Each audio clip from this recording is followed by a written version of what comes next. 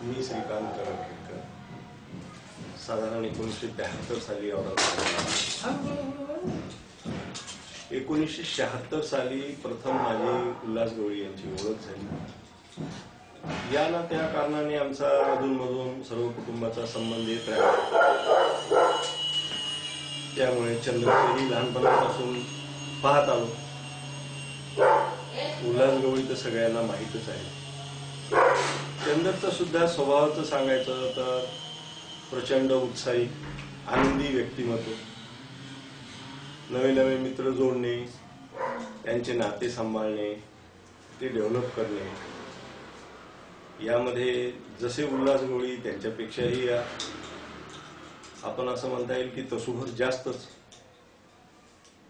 असं एक आनंदी व्यक्तिमत्व आहे।